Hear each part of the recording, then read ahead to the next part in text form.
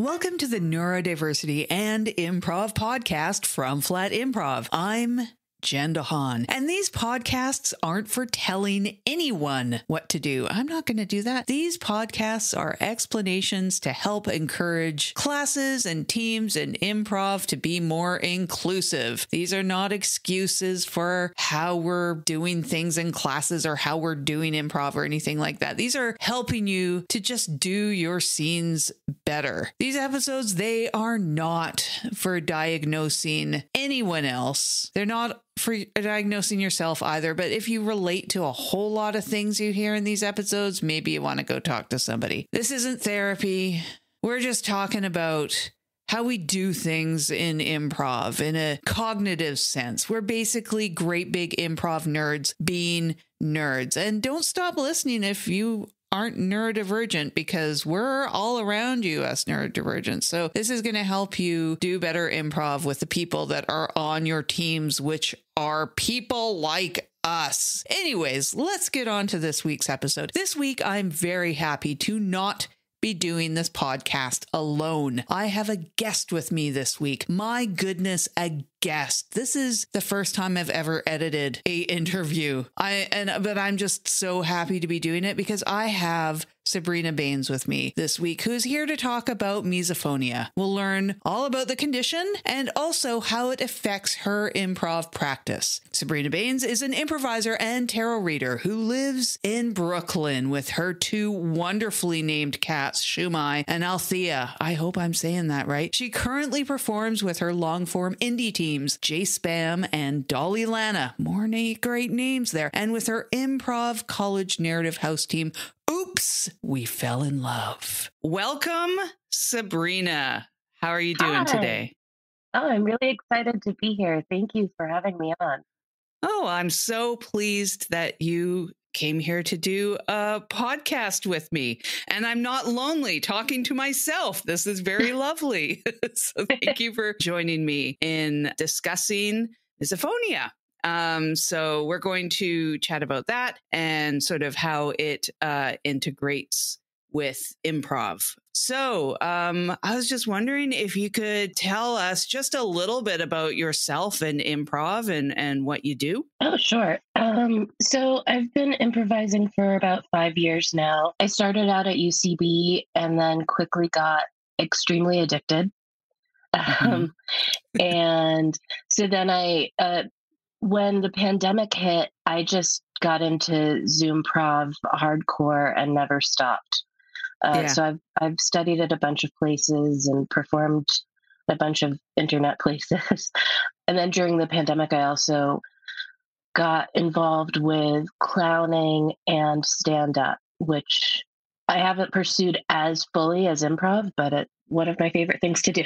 One of my favorite things to do for sure, too. It's amazing how you get started and then it just kind of hooks you in and you're like, well, this is my life now, isn't it? Yeah, it's always funny. I used to laugh when people said, oh, she got bitten by the bug, the acting bug. And I would always be like, oh my God, that's so ridiculous. It's just no. and then it happened to me. And now I have you ever seen Barry? Yes, I have. Yeah. Yeah. When I started watching that, I was like, oh no, am I one of those acting students who thinks that it's the whole world and is actually a secret narcissist? Yeah, we find it's amazing how much we discover about ourselves going through this. For me, it's a constant analysis of, oh, is this who I am? Didn't think I would get hooked into acting or performing even, really. Yeah, I mean, I did a lot of like plays and stuff when I was in junior high and high school, but I didn't think that this was my path. I was going to be a Republican U.S. senator, which I'm very glad I didn't go that way. So, were you really? Fascinating. My first job was working for a Republican political campaign, and then I came to my senses. Well, even with that, I'd imagine there'd be a lot of performing and acting involved. Yeah, you have to pretend to like the candidates. I mean, that's a lot of acting. That's yeah. Yeah. Yeah. I find that's quite amazing of going through life, of realizing all of the instances where acting is involved, which I didn't realize until I actually got into doing characters. And then you kind of go back and you're like, oh, well, dog training involved acting. One of the reasons I got hooked on improv is that I'm a tarot reader for work. And I was discovering that the more I did improv, the better my readings got, because I was able to interact more naturally with people and trust myself more to say the things that the cards were bringing to the surface. So improv really helped my work. Yeah. Can you tell us a little bit more about the readings and how you sort of integrate improv into that? Oh, well, so I think of a tarot reading as kind of an act of collaborative storytelling.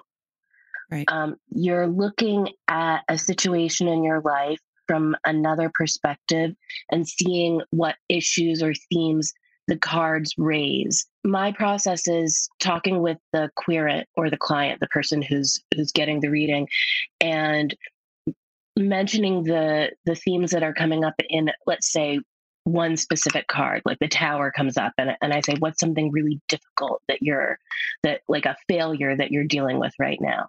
And then we kind of talk about that for a minute and look at the other cards, and it's almost a process of elimination, of going back and forth and saying, well, is this what's going on with you, or is it this other meaning?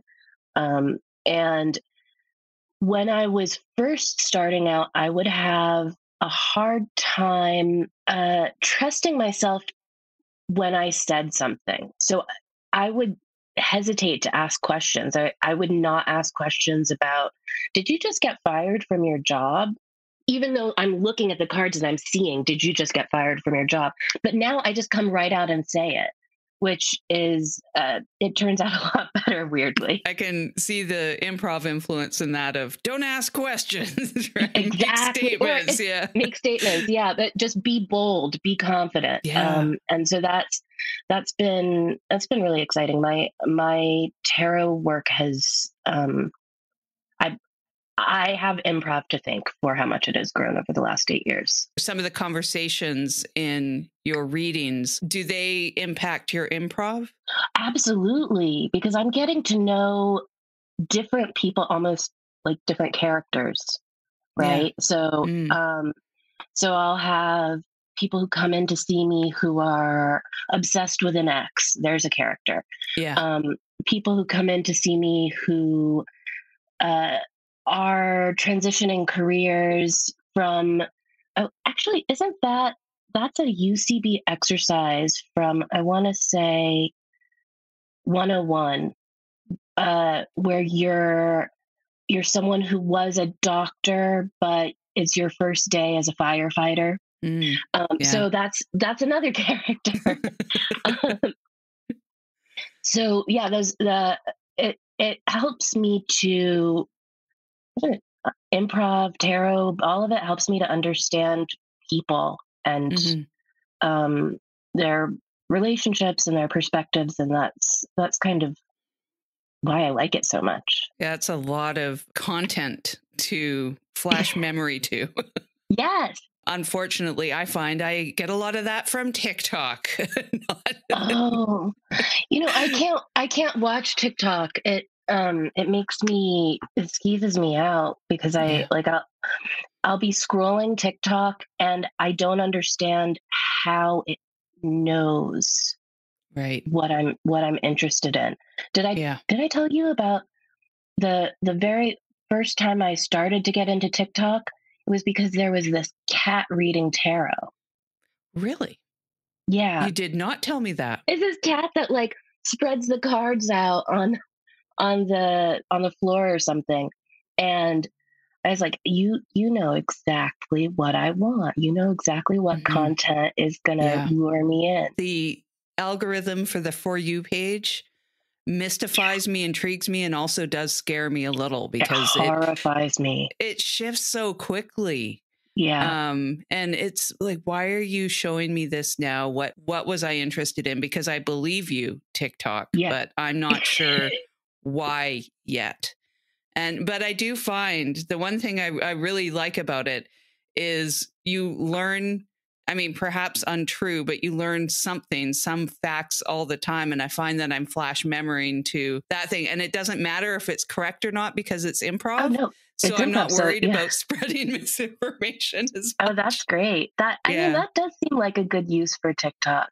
And I have been called out in a class as well of like, oh, Jen, you and I are on the same side of TikTok, I see, even though I Oh, never said no. TikTok, but the fact was Really? from that week. So Oh, that's yeah, amazing. yeah, I did get called out. Well, we could move on to misophonia now. Maybe first just I'll start out by telling folks what misophonia is, Lovely. which it's literally translates to hatred of sound.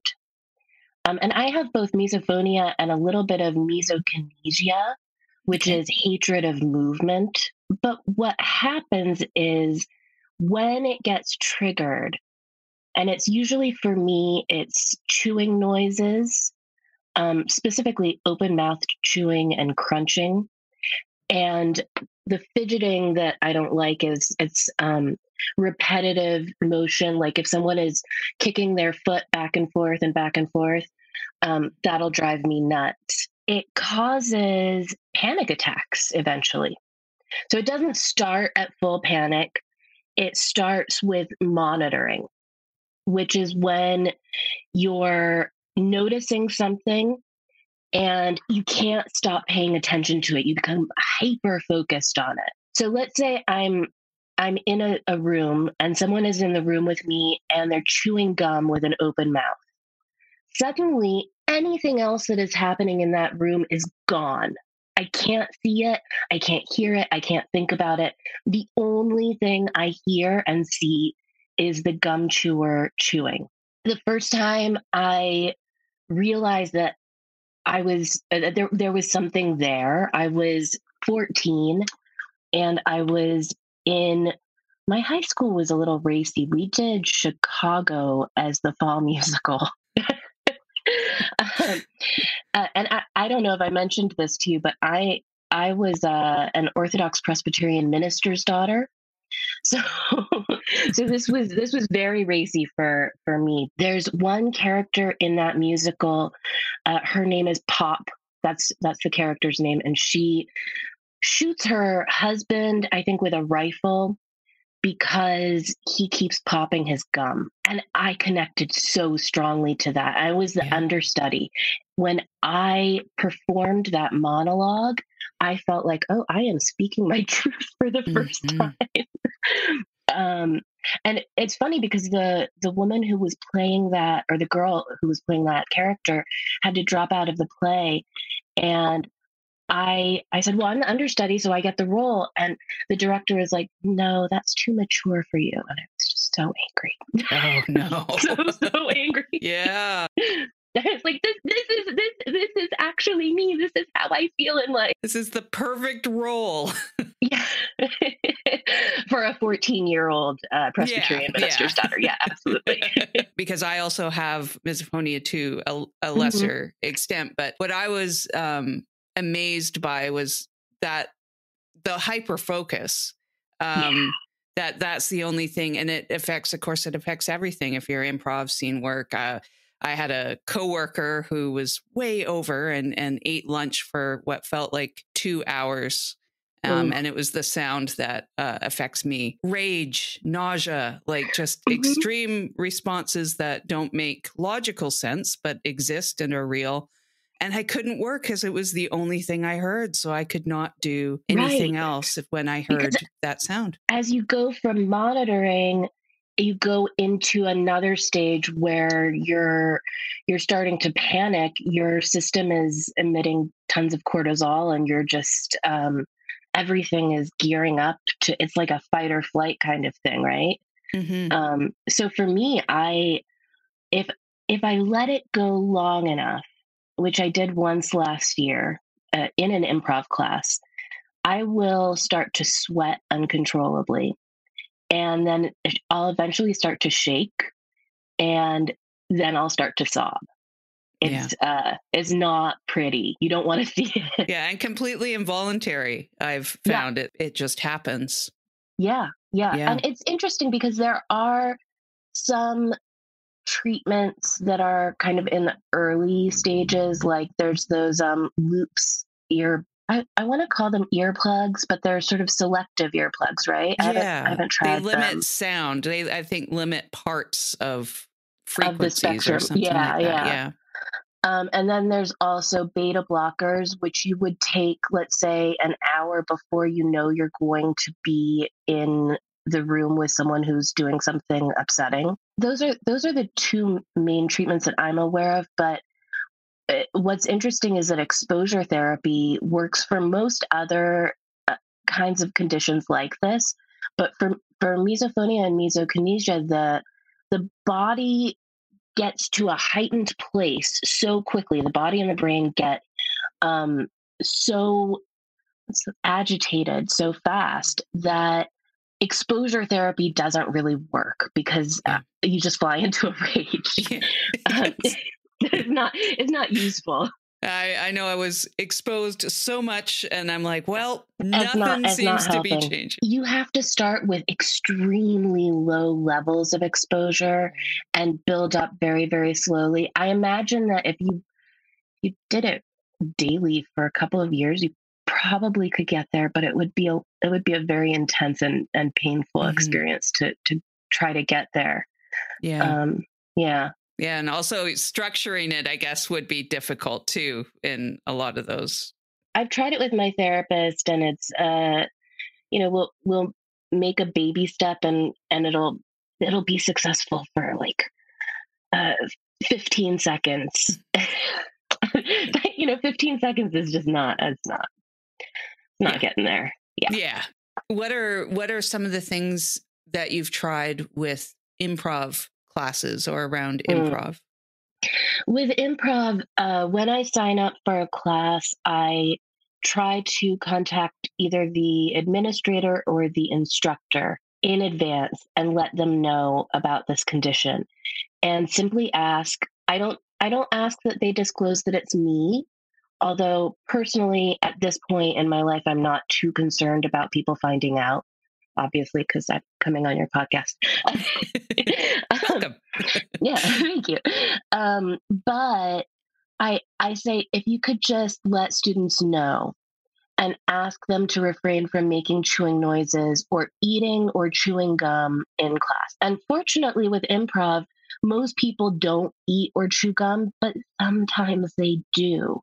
And the hard part is, especially with Zoom, I start monitoring the minute I see someone chewing. So even if I'm not hearing the sound, my nervous system is already gearing up. So that's why I say, like, if you could refrain from doing it at all, that would be really helpful, just because if someone on a Zoom call is doing it and I see it, I'm just going to hyper focus on them. And it's not intentional. It's not because I'm picking on them or something. It's just, I can't take my eyes off of that. That's the thing that's going to get me. Exactly. And usually instructors are really good about it, and they'll just say something at the start of class, and it doesn't turn into a thing. I've had 2 truly negative incidents, and then I would say a couple that were borderline negative. But for the most part, I just put it out there at the beginning. People are really understanding and really helpful. For the most part. And then if it turns into an issue during a class and I am triggered and I can't calm down, I excuse myself. I just say, I gotta go. And it's nothing personal. I'm not angry at an instructor or a school or even at the student who's popping their freaking gum. It's not about that. It's just about getting out of the situation so that I can use my coping skills and calm myself. Yeah. So just sort of just a matter of fact thing of like, hey, I need to do this for myself. Yeah. It's like if you suddenly had gastrointestinal trouble while you were in a class, you would excuse yourself. I hope so. I mean, maybe not always. I mean, yeah. Only if you're comfortable. You don't have to, Sure. but just if you have a high level overview or any details that you're able to share about some of the negative experiences and what may have helped make those experiences better. I'll start with the hardest experience that I had, which was when I believe the instructor had said something to the class, but in the second class, a student came in and intentionally and what's the word I'm looking for? Ostentatiously started chewing gum in a way that was meant to be distracting.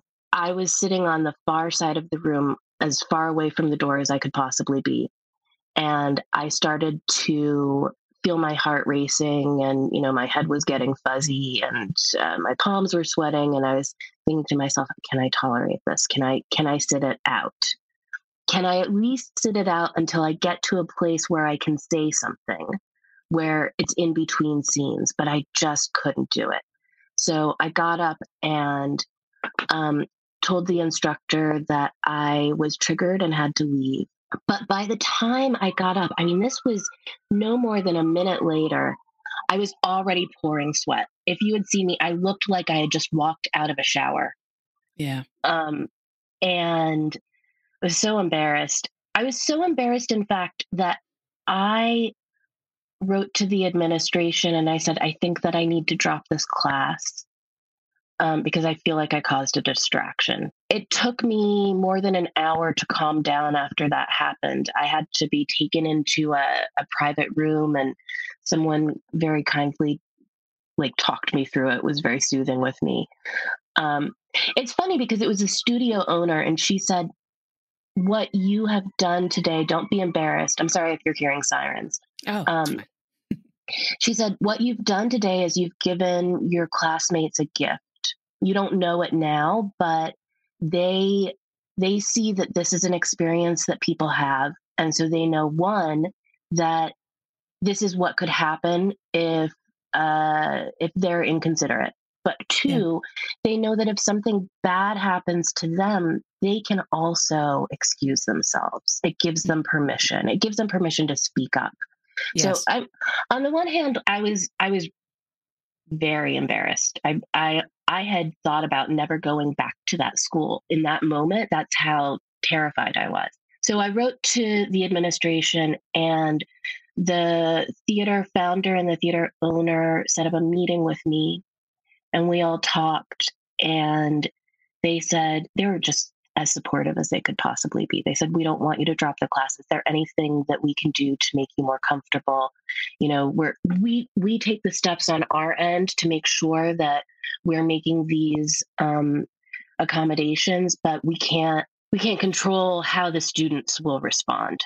The only thing that came out of it that felt negative was afterwards, I wasn't sure if this is just me, I wasn't sure if my reputation with that community suffered as a result of what happened.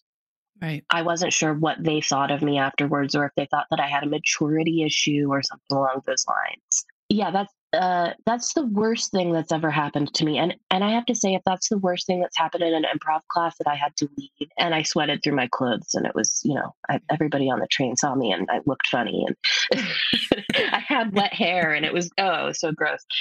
But if that's the worst thing, then I can kind of live with that. It's having those fight, flight, fright, the sweating and that involuntary reaction. I mean, it's so stressful. Yeah. But I think, like you say, helping other people learn that this is an involuntary response. It isn't a matter of maturity. It isn't a matter of being sensitive, or apart from it is technically a sound sensitivity, but it's an involuntary response, and having the permission, like you mentioned, take care of yourself and react in a way that supports yourself. Normalizing that is very important. Exactly. And that's something that you help do. It's funny because I never told anyone other than my therapist, psychiatrist, and close family and friends about this until I started improv, at which point I knew I was going to have to, because you can't go into a room with 15 people in it and not speak up if something like this is happening to you. This is something I don't talk about publicly very often, but I was a shut-in for many years, and a huge part of that was the misophonia and the misokinesia, because I didn't want to put myself in a position where I was in public on the subway, let's say, and someone is popping their gum and I shut down. Improv and speaking up and putting myself out there, putting myself into places where I might come in contact with these things, but I could have adaptive responses. That's part of what has helped me get back out into the world. Have you incorporated some of these responses into scene work when you need to? Yeah, it's funny. There was a workshop that I attended a couple months back. There was a guy who came off the back line with me, and he initiated a scene with big, loud, open mouth chewing noises. And this is a guy I had known not super well, but we've been in a bunch of classes together before. And I knew that I was pretty sure he wasn't aware of my issue. And I just stopped the scene and I said, listen, I'm sorry, this isn't personal. I'm not mad at you, but I do have a misophonia issue. So I'm going to have to excuse myself for about 5 minutes. I'll be right back. And I went out into the hallway and found a chair and sat down, did some breathing exercises, calmed myself, and went back into the class, which I would never have been able to do 5 years ago. So that was really nice to know that I've grown so much, partly due to taking the action to speak up about it when necessary, and allowing myself to excuse myself when I have to. It's a difficult but necessary skill to learn to speak up for ourselves and these needs. Do you have any advice or recommendations on how you felt you got there over the 5 years? Sort of steps that you took to sort of empower yourself to speak up? Well, the first step I took was just informing the instructor in advance. And so that's a one-on-one thing. It's not like you're getting up in front of an entire room full of people and saying, excuse me, this is what's weird about me. This is how I'm a freak. So you don't have to make yourself that vulnerable. It's just a little bit of vulnerability. So that first part is the hardest, because when it's one-on-one, you have no idea how the instructor is going to react. And I will be honest and say that a couple of times I've gotten some funny looks. I did have one instructor who said, I've never heard of anything like that before. Thank you. Thanks. That's great. That feels good. Well, let me educate you. I've got I would love to info dump a little bit on you right now. That part is hard, but once you do it, I don't know, 10 times, and you find that no one says, well, you're fired, you can't come to improv anymore. It's like it gives you more courage. The courage builds. My advice would just be start small. Have you seen that movie I'm sure it's so bad now. I would not recommend that anyone watch this movie now. But do you remember the movie What About Bob? Yes, I do. It's been, I probably haven't seen it since close to when it came out, though. 20 some years. Yeah. So this was a Bill Murray and Richard Dreyfuss movie. Bill Murray I think he was a shut-in too. He might have been. He was, He had a goldfish, didn't he? Yeah, he had a goldfish, and he took a bus to like Cape Cod or something. And his whole line was baby steps. Baby steps. Do it in baby steps. And that's what I would tell other people who are afraid to divulge either misophonia or some similar condition. Because I find that a lot of anxiety type conditions are things that we're very anxious to talk about. Like, we don't want to talk about it because it scares us. Yeah, and the stigma that's still there about all things mental health. But it's getting better if you think about it. Think about how much people didn't even know what the word trigger meant a couple of years ago. So the fact that it's okay to talk about these things now, and one thing that I will say to improvisers is the improvisers I've met might be the nicest, most sensitive, most genuine, caring, compassionate people in the world. We genuinely want to take care of each other. We want to make each other happy, and we want to make each other laugh. We do not want to make each other cry or sweat uncontrollably. When you make yourself vulnerable to another improviser, just think of it as emotional honesty. You know, it's another part of acting in a way. Yeah. It's allowing yourself to access that part of your personality. Yeah, and it's what makes all of our scenes better too when we start incorporating honesty in there, because it's very telling, even if it is through the eyes of a character or something. Oh, you know, I've never played. Have you ever played a character who has misophonia? I haven't done it, partly because I wouldn't want. I feel like part of what would happen in the scene is someone would keep pressing the button. Yeah. Someone would keep trying to trigger it. It would be a risky scene to do, I think. Yeah, because of the whole make it worse element. I'm not sure I would want to make it worse for 2 to 3 minutes. You know, there's one thing I would like to mention while we're here is that when I'm watching things that have those triggers in them, if I'm watching something on television or in a movie, and I brought a couple of examples, the movie Julie and Julia, the Nora Ephron movie, I have to watch most of that on mute.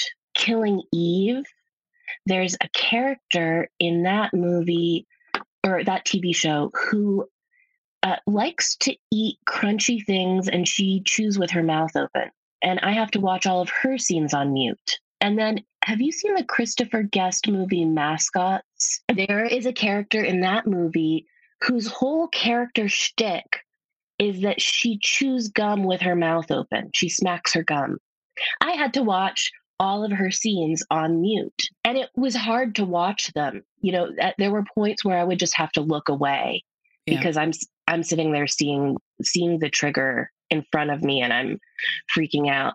So if there is a way to avoid doing things in your scene work that you know might have this effect on other people, I think it's a really good idea to do it. You know, you can mime eating without making disgusting sounds. Yeah, and that's an excellent reminder. It's like a challenge too. It's something that maybe when people are more aware of it, they'll incorporate it more into their way of handling things. I think that Hollywood, for example, has just not gotten this memo yet. Yeah. And I think they will eventually. I really do. I think it's something that they're going to have to figure out. Because I know that you and I are not the only people in the world who have this issue. In fact, I know several other improvisers who experience misophonia on various levels. It is something that people don't readily speak up about. And exactly. And so when they hear it, they sometimes join. Oh yeah, me too. But exactly, often... that's so. I had spoken up about it in a class where I had some classmates who chew gum right before shows because it helps their nerves, and I felt terrible because it's like, well, it's either your nerves or mine. Yeah. But I spoke up about it, and as a result, one of my classmates said, "Hey, I have the same thing. I understand."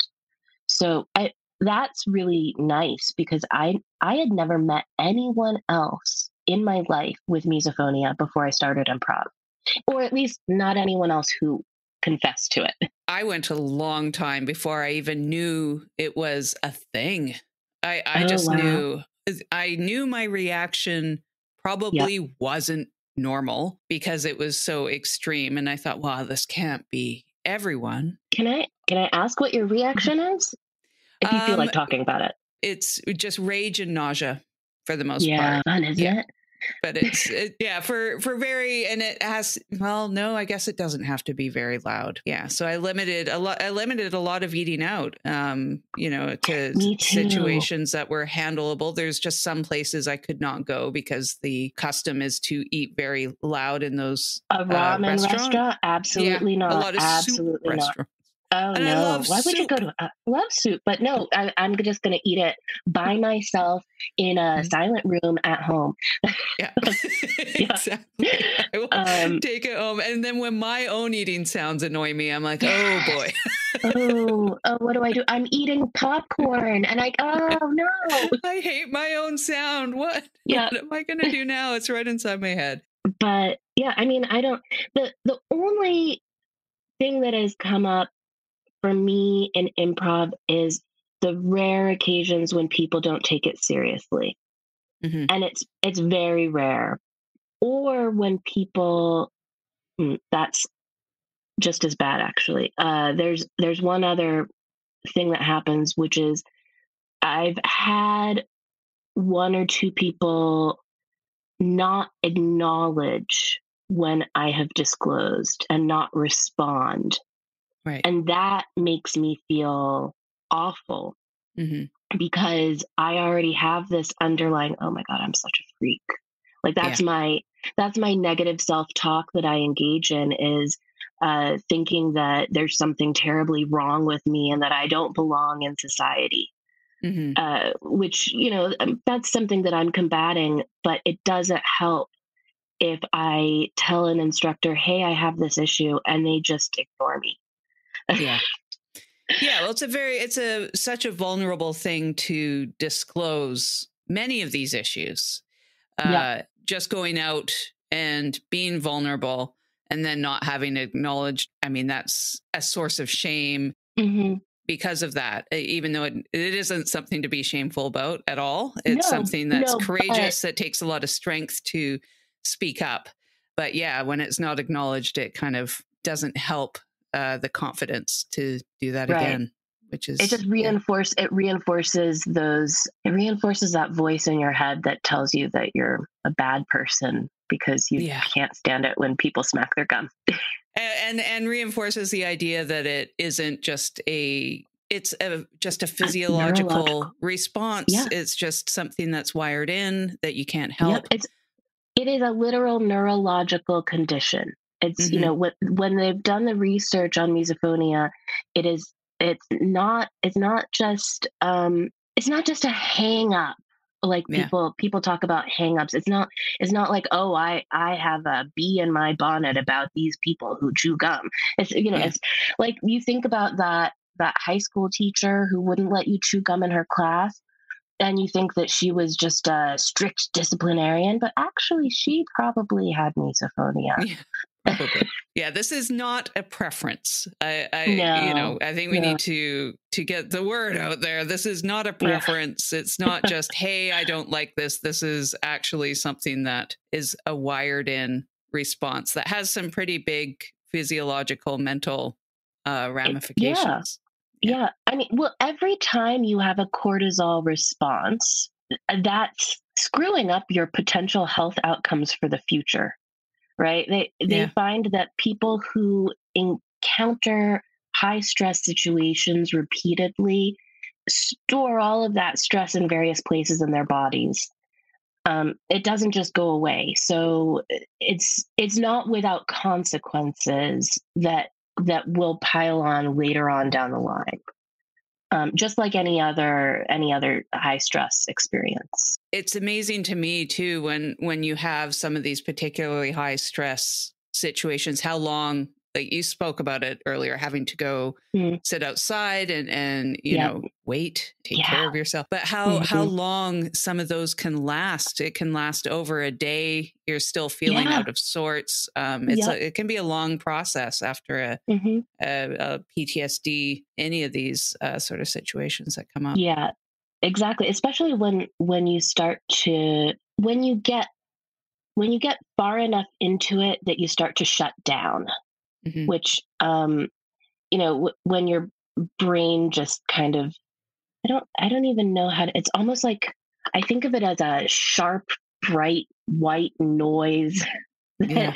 that it just blacks everything out. It's as if everything disappears. Yeah. And you go into a void, and it's very disorienting, and it can last. I've had some times when I haven't quite recovered from an incident for a couple of days. With autism, shutdowns and meltdowns are two very common experiences. And it's very hard to explain what that's like. A lot of them start with the sweating. Sweating's kind of step one on, oh, this is an actual, it's happening.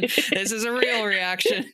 But it's also, I mean, on the improv sense of very, very difficult to continue on in any improv if you are going into shutdown mode. But there's sometimes you aren't going into a shutdown, but something's happened. And it is amazing the thing that it does to your brain, where it's like, I can only think about such a narrow number of things right now. It's just so many things are just erased out of your head. And it's like, can I even continue on the scene? It's almost like a very living, you're in the moment, but there's not much else there. It's hard to explain what it's like to try to do a scene. Have you had that experience where I have, you've continued? I've tried to continue in moments where I've been at such a heightened, stressed out place. And it's like, I've never taken an improv class in my life. Mm-hmm. Yeah. And I might say something really almost like insane. Just, I'm because I'm in my stress world. I'm inside of the anxiety. And so the things that are racing through my mind are all of my anxious, depressed, panicky thoughts. And those are not the kinds of things you want to do improv about. Yeah. I've noticed over the last couple of weeks, I have a little bit of seasonal depression. And over the last few weeks, I have been doing some really terrible improv scenes, because when you're depressed, sometimes you bring up topics that are just not appropriate. Yes. I had a coach yesterday who was like, okay, we're going to put some things off limits for a while.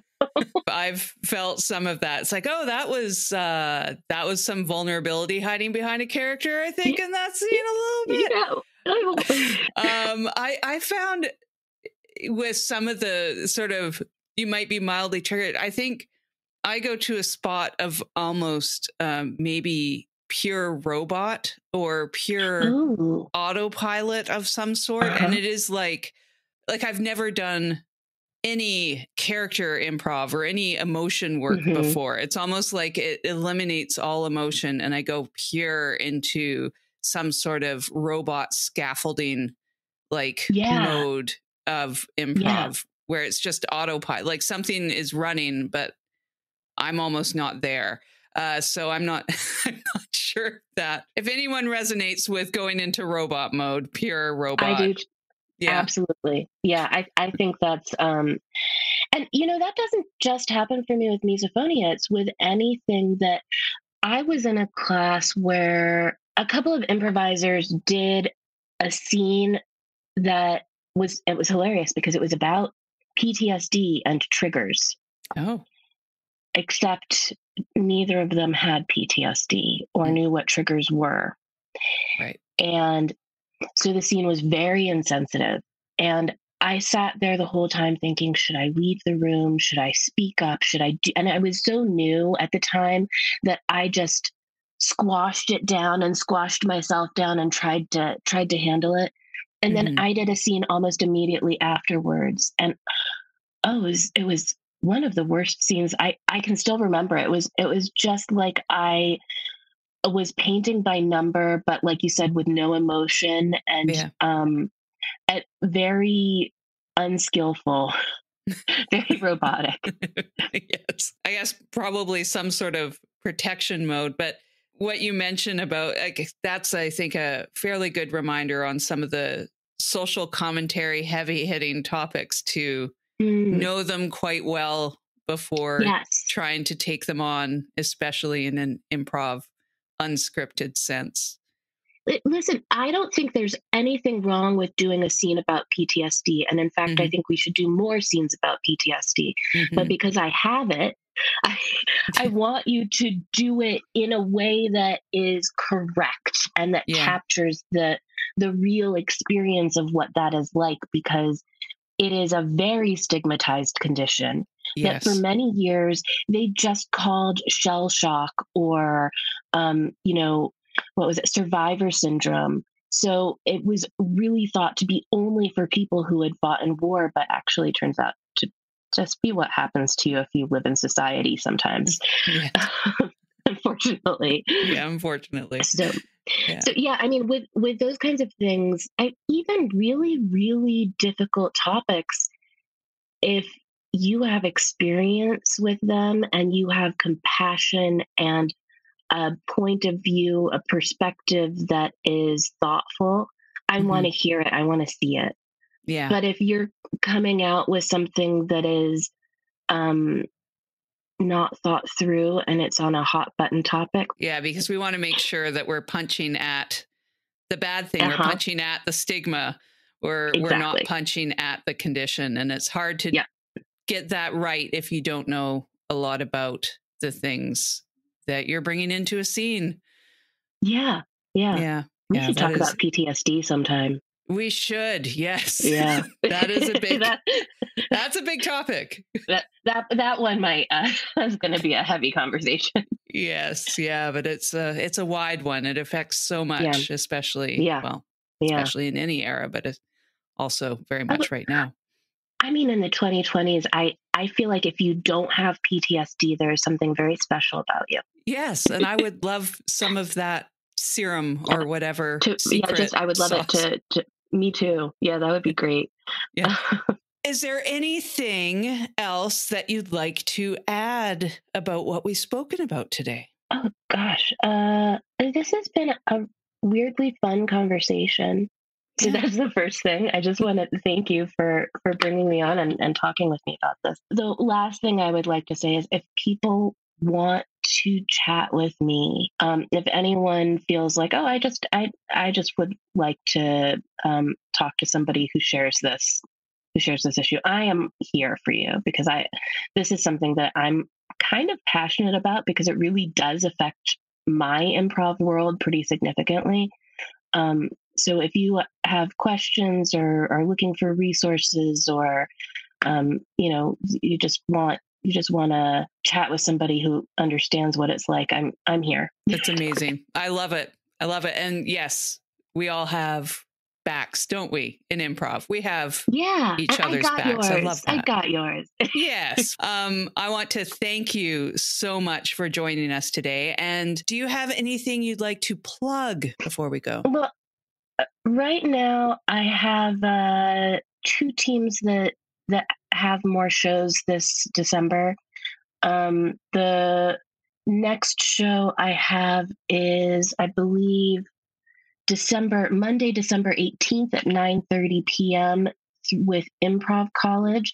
That is an episodic, improvised Hallmark movie called Oops, We Fell in Love. Love it. And that's narrative improv with some folks up in Canada who are really wonderful. You're in Canada. Oh, so I'm in Canada. Yes, that's right. Canadians. And then my all-female long-form team, Dolly Lana, has a couple shows. I think we have at least one on the books.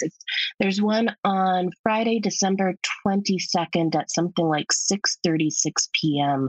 on Andy Abramson's Improv Extravaganza. I love it. That's a great big long online improv. Yeah, it is. It's really interesting because he does these long shows, and Dolly Lana always ends up coming on after some act that is very hard to follow.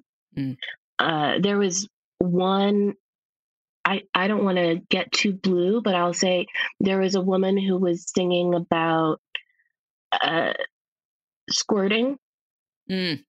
Yes. There's, yeah, she wasn't just singing songs about that experience. She was also singing them to the tunes of songs from The Sound of Music. Yeah. So we always end up going on after someone who's done something just really like, wow. That's unique. Very creative. Well, thank you so much, Sabrina. I really appreciate you coming and speaking with me, and I hope we can do it again. Me too. All right. You made it to the end of the podcast again, the end of episode 5. Thank you so much again to Sabrina for joining me this week so I didn't have to be alone. All right. I guess I have some plugs too. I have online classes and I work with the world's greatest improv school. The school has online jams, teams, and more. So go check out the school at wgimprovschool.com. I also have a website called flatimprov.com, and I'm trying to start writing some of these episodes out as posts. I also list a whole lot of other online improv related things on the website, online shows, other podcasts, and I have a newsletter that goes out every second week with a bunch of improv stuff, myself and other people's stuff. So check it out and consider contributing your own improv things to the site or the newsletter. flatimprov.com/submit. This podcast lives on Substack. The easiest verbal way to say how to subscribe to that is flatimprov.com/substack. So go to the site, contribute some stuff, send some stuff to me for these episodes. And as always, thanks for listening.